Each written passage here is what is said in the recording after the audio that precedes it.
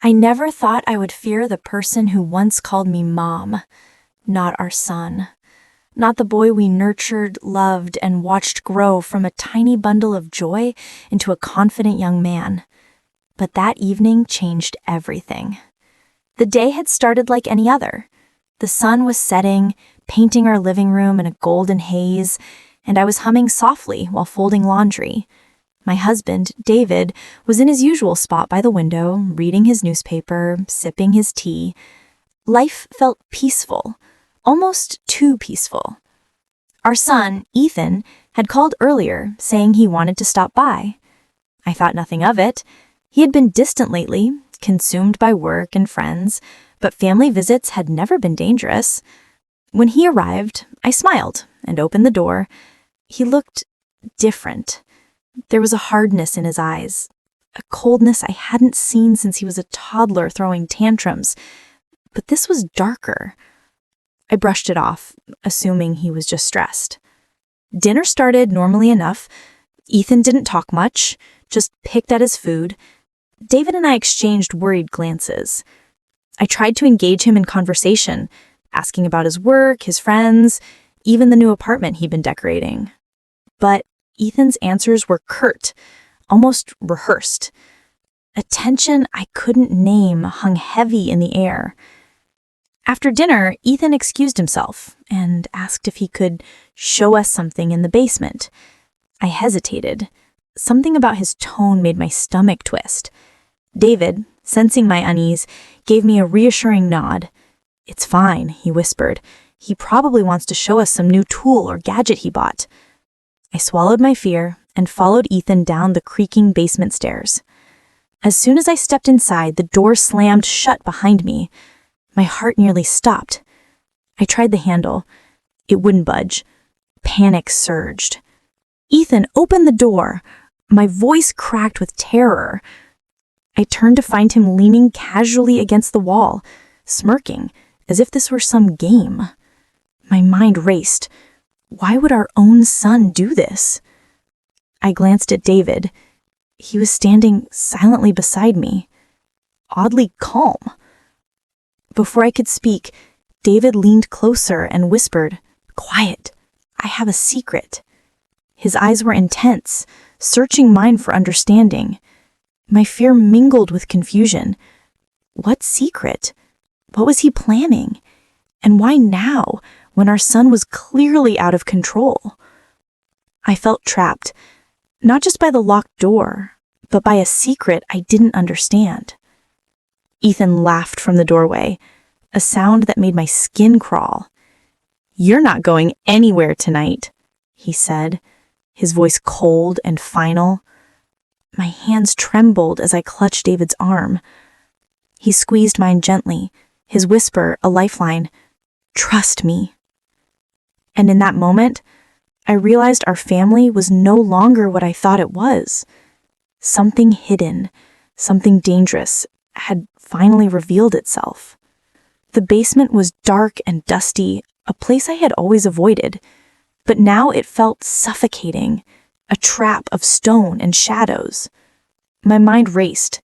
What secret could David possibly hold that could protect us?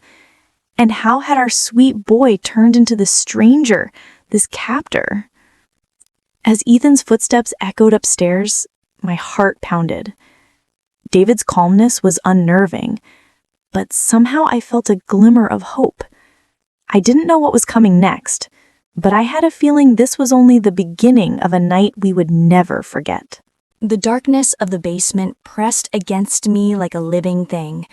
I could barely see the corners, only the faint outline of old furniture and boxes. My hands shook as I clutched David's arm, searching his eyes for answers. But he remained calm, eerily calm, as if he already knew what was coming. "Mom, Dad," Ethan's voice echoed from above, taunting and cold. "You can't leave, not tonight." My heart thudded painfully in my chest. I could feel the panic rising, threatening to suffocate me. I had raised this boy, fed him, guided him. How had it come to this? How had our own son become a stranger with dangerous intentions? I turned to David, desperate. What do we do? How do we get out? My voice trembled, barely more than a whisper. He bent closer, almost conspiratorial, and murmured again, I told you, quiet. I have a secret. Something I've been hiding all these years. Something Ethan doesn't know about. My mind whirled. A secret? What kind of secret could save us from our own son locking us in our basement? I had never known David to keep anything from me, but the urgency in his voice told me this wasn't ordinary. He reached into his pocket and pulled out a small, old key on a chain. My eyes widened. This? I asked, bewildered. He nodded, a faint smile tugging at the corner of his lips. Yes, but you must stay calm. Ethan can't see us moving too quickly. I swallowed hard. The key looked ordinary, but in David's hands it felt like a weapon, a shield. I followed his instructions carefully, crouching behind an old workbench while he tried the lock. Each click of the tumblers sounded like a hammer in my ears. My pulse raced with every second. Suddenly, I heard Ethan's footsteps again. He was coming down. My stomach dropped. David froze, holding the key like it was a lifeline. I could barely breathe. The steps grew louder, echoing ominously against the concrete walls. My mind screamed at me to run, to hide, but there was nowhere to go. David leaned close and whispered, When I say go, follow me. Don't think, just move. Trust me. I nodded, my heart pounding, my hands clammy with fear and anticipation. Everything depended on this moment. Everything depended on the secret he had kept hidden for years. Ethan reached the bottom of the stairs. His shadow loomed over us, cold and menacing. I hear you down there. Come out or stay trapped forever. His voice was venomous, and I realized just how far he had changed. David's hand tightened around mine. Now, he whispered. And in an instant, we moved. The key turned in the lock with a satisfying click. The door creaked open just as Ethan lunged forward, and we slipped past him, hearts pounding, bodies pressed together as one. For the first time in hours, I felt hope. But I knew this was far from over. Ethan wasn't going to let this go, and David's secret, I still didn't fully understand it. As we stepped into the hallway, I realized one thing clearly. Tonight would change everything. Nothing in our lives would ever be the same, and the secret David had whispered in the basement would be the key to survival or our undoing. If you want to know what David's secret is and how we survive Ethan's terrifying plan, don't miss the next. Like, share, and subscribe to my channel so you can follow the full story and find out what happens next. The moment we stepped into the hallway, my legs felt like they were running on borrowed strength. The basement door shut behind us with an exhausted groan, and I finally inhaled like someone who had been drowning. But my relief lasted less than a heartbeat. Ethan was right behind us. I didn't even recognize his face anymore. The boy I once watched chase fireflies in the backyard now had eyes sharp enough to slice through memories. He grabbed the stair rail, breathing heavy from chasing us.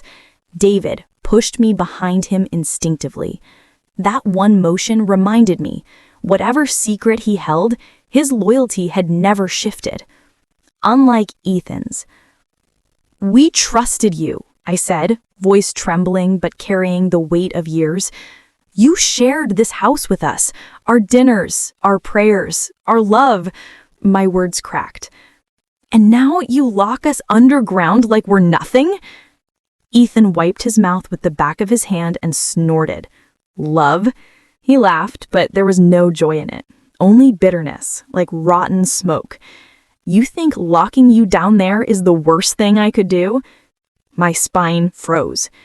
David shot me a warning glance, not to silence me again, but to keep me emotionally composed. But I was past the point of fragile. My heart was shaking, yes, but the rest of me was sharpening like iron over flame. This wasn't just betrayal. This was family choosing sides. Ethan stepped down slowly, each foot hitting like a courtroom gavel. "You don't even know which side you're on, Mom." His words struck deeper than the lock ever did. For years, Ethan had grown distant. I thought it was just the world pulling him away. Careers, independence, ego. But I never imagined resentment was his compass, guiding him to a moment where he could imprison his own parents. Basement walls can lock bodies, but anger had locked his humanity long ago. Ethan pointed a finger at David. "You want her to trust you? Tell her your secret. See how long she stays on your team then." David's jaw clenched. His silence wasn't fear, it was strategy. But mine was history crashing like plates. I still remember Ethan's first day of school, his hand small, clutching mine, scared to let go. Who would have thought the same hand would someday twist a lock against me? Who would have imagined that same voice that once said, "Mom, don't leave me," would later threaten, "You're not leaving tonight." My chest burned. I wasn't just afraid for our lives anymore. I was grieving a son who was walking and talking, but spiritually absent, hollowed out by grievances I didn't yet know the full story of. But grief is a mother's second weapon. I stepped forward this time. "Ethan," I said softly, "you locked us in a room made of stone, but you forgot something." I lifted my shaking chin. "Mothers don't survive on escape routes. We survive on truth." Ethan's smirk twitched. David exhaled slowly beside me. And that moment between us, the mother who refused to bow, the father holding secrets, and the son carrying daggers, we crossed from a story about imprisonment into a story about revelation. Because if a secret could shake me away from David's side, Ethan would have already won. But I wasn't leaving until I knew the truth. If fear was a prison, Ethan had built it years ago, brick by brick, long before the basement lock ever turned. Escaping the physical trap only pushed us into a larger mystery, one with motives, grudges, and a secret my husband held like classified evidence. The hallway wasn't freedom. It was Ethan's arena. The smell hit me first, not dampness this time, but gasoline. Faint, yet deliberate. My mother's intuition fired like an alarm. This house was no longer a home. It was a plan. Ethan moved through the room like someone walking a chessboard they had memorized. Every step contained confidence. Every pause held control. Meanwhile, my husband, David, the man I had trusted through miscarriages, funerals, bankrupt nights, and every fragile winter our lives had faced, looked like someone still carrying breath, but tightening it with purpose. "You think you escaped," Ethan said, pacing around us slowly, "but the basement was just the safest room for you to start in." Start in? The words rattled inside my head like loose pipes. I scanned a floor beneath me, remembering how often David had insisted on renovating the basement access, replacing floorboards, checking structural integrity, reinforcing the foundation. At the time, I thought it was his obsession with safety. Now it sounded like preparation. I felt the metaphor shift. A lock hides an entrance, but a husband's whisper hides architecture. "David," I said, inching closer, my voice fragile but sharpening like glass. "You said you had a secret. Is that what he means, that start in?" David looked at Ethan, his expression unreadable except for one thing: certainty. Ethan knows there's more under this house than insulation and wine barrels. Then turning back to me, he said in a lower tone, reserved only for shared lifelines and midnight truth, "There is a blueprint beneath your feet, a legacy." Legacy? My heart staggered. Ethan exploded with amusement. A legacy? That's adorable. Call hiding maps, tunnels, and old money beneath someone's childhood memories a legacy if you want to, Dad. My lungs tightened. Tunnels, maps, old money. Suddenly, memories clicked into place like dominoes I never knew were aligned. The late-night digging noises during winter when pipes supposedly froze. The sealed room behind the furnace David always said was for storage. The disaster preparedness drills David insisted we practice. And most haunting of all, Ethan's obsession with finding what Dad was overprotective about. He wasn't rebelling against rules. He was hunting rightful ownership. I used to think Ethan wanted distance from family. Now I realized he didn't leave so he could forget us. He left so he could outsmart us. But outsmart David?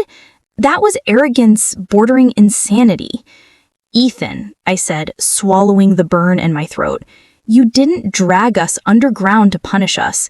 You dragged us there because you think the answers belong to you. Ethan stopped pacing, and for the first time, his eyes didn't look icy. They looked nervous, like someone realizing they had poked a sleeping dragon with the wrong stick. David still held the chain key in his hand silently. I now knew it unlocked more than a door. It unlocked a war over inheritance, loyalty, and buried kingdoms beneath childhood floorboards. We weren't imprisoned for punishment. We were imprisoned because we were the final obstacle between Ethan and the empire under the house. If you want to uncover the truth behind the hidden blueprint and Ethan's dangerous next move, stay tuned for next. Like, share, and subscribe my channel so you never miss the next twist in this emotional real-life story. I thought I finally understood what kind of night this had become. I thought the shock of Ethan locking us underground was the peak of betrayal. I thought David's whispered secret was our only twist. I was wrong. Because the biggest secrets aren't spoken in whispers. They're hidden in doors no one was ever meant to open.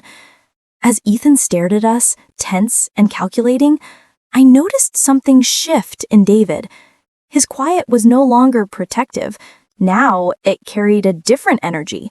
A calm that didn't come from patience, but from preparation finally aligning with its moment. He tapped my hand gently, eyes glued to Ethan. He doesn't know how deep it really goes. I didn't ask this time. I followed his gaze to the sealed furnace wall, the one I'd seen him repair too many times. The bricks there were newer than the rest, slightly off color, deliberate disguise. Ethan followed my stare and scoffed. Oh, please, Mom, you think there's some magical door behind that? I smiled faintly, not out of amusement, but realization. Ethan still thought this was theatrics. He didn't yet understand the genre. This wasn't drama. This was legacy thriller. I walked toward the wall. No hesitation, no trembling. Just footsteps of a mother who was tired of being a pawn in secrets and schemes. Ethan lunged forward like a threatened animal. Don't touch that! So that was it. The one thing he feared me to reach. Not me escaping, not me shouting, not me uncovering motives, just me touching the truth he was hunting. My fingers brushed the brick, and a click echoed from inside the wall. Not mechanical, not electrical, but ancient. The sound of something old unlocking in response to presence, not force. Ethan staggered back. David stood slowly behind me, unfolding to his full height like someone finally shedding disguise. You always wanted what was under this house, son, but you never realized the house protected it, not you. It? The bricks suddenly shifted inward, revealing a narrow steel edge. Ethan looked like someone who had expected gold but discovered a vault, not treasure, infrastructure. My entire marriage rushed back to me in images.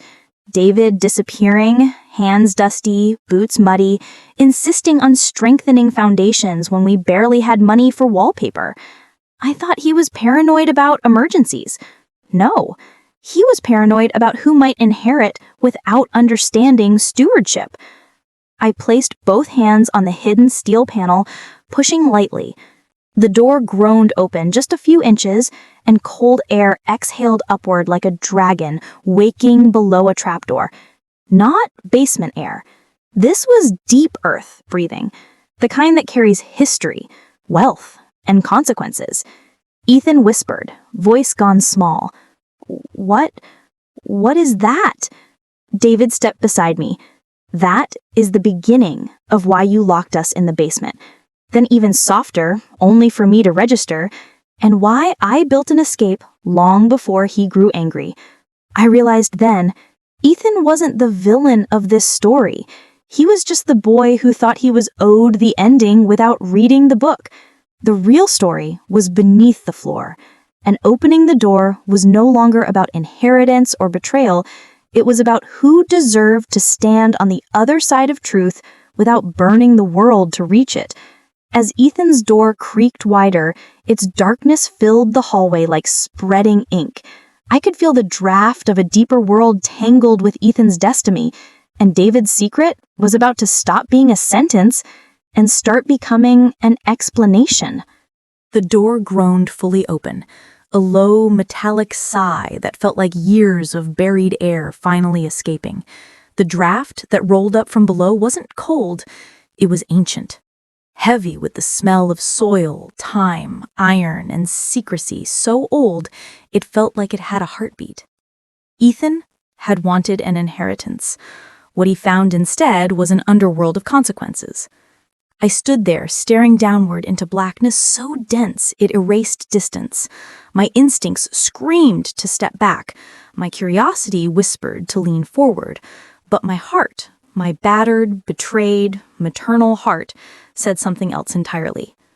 Look, but don't fall. David stepped beside me, keychain dangling silently from his fingers. That key had already freed us once tonight. Now I was realizing it wasn't just for doors that locked us in, but for doors that locked others out. Ethan remained frozen at the bottom of the stairs, the gasoline smell circling us like an unspoken threat. He whispered again, smaller this time. Dad, what is that? David exhaled slowly before speaking, as if delivering the first page of a confession he never wanted to read aloud. A tunnel network, he said, built by my family long before you were born, before this house, before me. My eyes widened. Your family? Yes, he said quietly. The Montgomery line. Then, as if marking the weight of those words, you married into it without knowing the cost. Montgomery. A name I had never heard in 30 years of marriage. I felt the ground under me tilt, not physically, but emotionally. A hidden surname? A secret lineage? Tunnels under our home? Old money? Ethan's hostility made sense now, but David's silence suddenly splintered into reasons, not suspicion. Ethan snapped out of his trance and stormed upward, pointing toward the open entry. You hid this from me? From us? David met his eyes, and for the first time that night, the power shift was complete. No, son, he said. I hid it because of you, because inheritance without loyalty becomes a weapon, and I wasn't raising a boy who would own the blade without understanding the kingdom. I swallowed hard. Ethan's face flushed, not fury in his eyes now, but humiliation. You always thought I was repairing floors for protection. You were right, just wrong about who I was protecting them from. Ethan staggered. You thought I would hurt you? David glanced at me briefly, then back at Ethan. I hoped you wouldn't, but hope isn't architecture. Architecture was the steel door, the tunnels, the blueprint under the floorboards, the escape key, the reinforced foundations, decades of physical labor and quiet planning. Ethan had destroyed the lock, but David had already built the exit. And now? Ethan said weakly. David tilted his head slightly. Now, the door is open, not because you earned it, but because your mother touched the brick first. My breath hitched. Ethan didn't trap us out of hatred. He trapped us out of entitlement. But David had engineered our escape out of responsibility, legacy, and love hardened into strategy. I looked down the tunnel opening again. It wasn't just an entrance to hidden wealth. It was an entrance to the real story. A story of bloodlines, debt, loyalty, and a son who reached for ownership too soon. I didn't know yet whether that opening would lead us to salvation or collision, but I was certain about one thing. A mother opened the door, a father planned the path, a son just ignited the motive. And the floor beneath this family had finally split to reveal which of us knew how to walk in the dark. Want to know what's hidden inside those tunnels and how Ethan reacts when the legacy pushes back? Don't miss the next. Like, share, and subscribe my channel so you can follow every twist of this emotional, real-life thriller. Hit the bell icon and join our family of truth seekers because this story is far from over and the next revelation will shake the foundation even more. I always believed silence was absence. That night, I learned silence can also mean waiting to fall. The steel panel in the floor stood open now, breathing up its secret wind, but no one moved. Ethan stared down like a man watching a burial pit. David looked down like a man watching a family ledger finally due. And me? I felt like someone standing between a broken boy and a buried dynasty, my heart aching, but my instincts sharpening like a lantern against the dark. Ethan collapsed into a shaky laugh that denched halfway. So what? Tunnels? Old money? You expect me to believe this is some fairy tale vault under our house? David didn't raise his voice. That's what made it terrifying. No fairy tale, son. He bent down, brushing dust from the door hinge. This is where truth lives when a family hides it long enough. I felt the tremor under the floorboard even before I heard it. A low, slow vibration like something enormous shifting soil, metal, and history all at once. David's hand gripped mine instantly, not for escape now, but for grounding. The house itself felt like it was listening. And then, from the dark opening below, a sound rose. Not footsteps, not voices, not machines, but a single bell chime. Clear, resonant, solemn, like the kind rung in old estates when a lineage calls its heirs. My blood went cold. I remember David once saying his grandmother kept bells in the family as symbols of succession. He said it casually once, long ago, while sorting old belongings. I dismissed it as eccentric nostalgia. Now nostalgia was ringing under my feet. Ethan paled. What the hell was that? David closed his eyes briefly, absorbing the echo. That was not for you to ask. That was for you to answer. Another bell chime followed, then another, steady, rhythmic, claiming space like punctuation on a chapter written in iron and soil. Each chime hit Ethan like a verdict, because until now he thought he was hunting history. He didn't realize history could hunt back. It's just metal expanding, Ethan muttered, sweat dotting his forehead. I shook my head slowly. No, Ethan. The softened edge of a mother grieving finally hardened. Metal doesn't ring bells with intention. The bell wasn't a trap. It was a summons. Ethan wasn't just wrong about David's secret. He was wrong about his own role. He thought he was the collector of legacy. He didn't yet know legacy had protocols, passwords, loyalty clauses, and spiritual consent from ancestors who clearly never signed off on his behavior. David stepped forward, voice deep enough to fill tunnels. You locked us underground because you assumed you were owed what you never learned to protect. Ethan's lip quivered, anger fraying into fear. I took a breath and stepped forward myself, standing directly on the border of the open hatch. You wanted what Dad guarded? I said softly. Then learn the difference between possession and belonging. The hall light flickered above us. Not dramatic electricity, but symbolic tremor like a family archive booting up. Ethan staggered backward this time. The gasoline smell suddenly felt more like evidence of how reckless entitlement can become, not arson sighted on house, but arson sighted on legacy. The tunnels weren't treasure. They were a test, And David's secret wasn't escape. It was a line drawn by generations saying, only those who protect may open. I looked at Ethan then, not the hardened shadow that locked the door earlier, but the trembling boy who had never been taught what legacy demands from the heart before the hand. Because the Montgomery past was no longer a whisper, it was finally speaking back. The bells fell silent. Not abruptly, but gracefully, like a judge closing the final file of a lifelong case. The echoes dissolved into the tunnels below us, but their message lingered in the air and in Ethan's widening, terrified pupils. The house wasn't shaking anymore. It had already said what needed to be said. It was our turn to respond. Ethan backed away, breath visible in tiny trembling clouds. The smell of gasoline wasn't destiny anymore. It was desperation evaporating into irrelevance. "Dad," he whispered, voice breaking like thin ice, "were you really protecting something from me all along?" David walked toward him slowly, not like a man confronting an enemy, but like a father closing the distance with truth instead of rage. He rested a steady hand on Ethan's shoulder.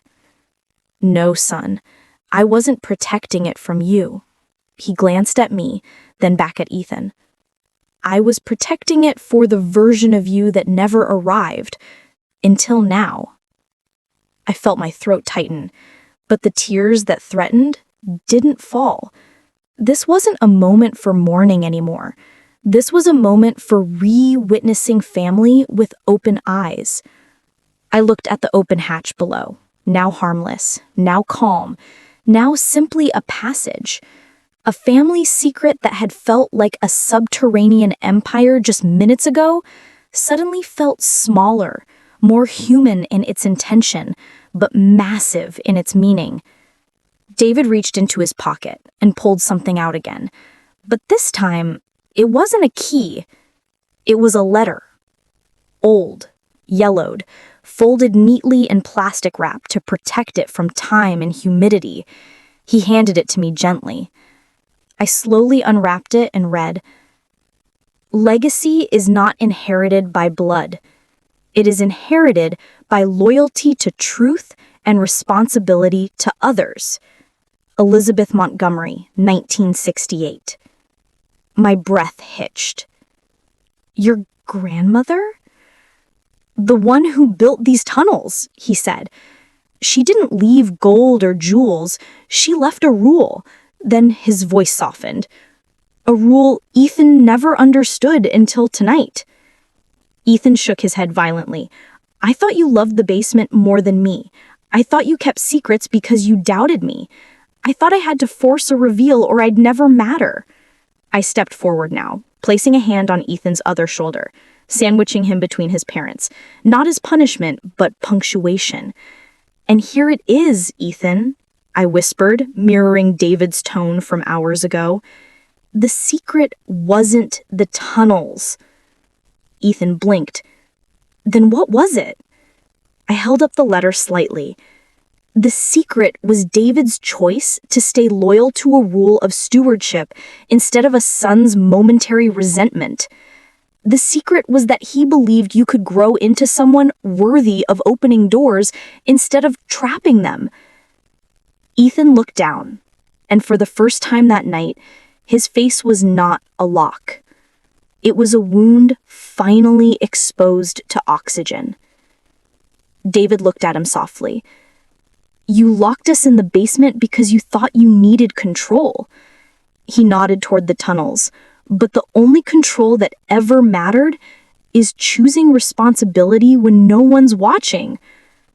I squeezed Ethan's hand gently. The underworld below us didn't contain treasure. It contained testimony. And the moment the bell chimed for succession, it wasn't calling a sole heir. It was calling a family willing to walk into truth together. Because the Montgomery legacy was never about what was buried. It was about what we choose not to burn when the world and our own egos test us. I looked at Ethan then and whispered, "Welcome home, son." Not because he earned the Montgomery name, but because tonight he finally understood what his father spent 30 years guarding. Legacy is a decision, not a possession. And that decision belonged to all of us now. If this story moved you and you want more emotional thrillers like this every week, don't forget to support my channel. Like, share, and subscribe my channel to join a community where truth matters more than twists. Turn on notifications so you never miss another powerful story.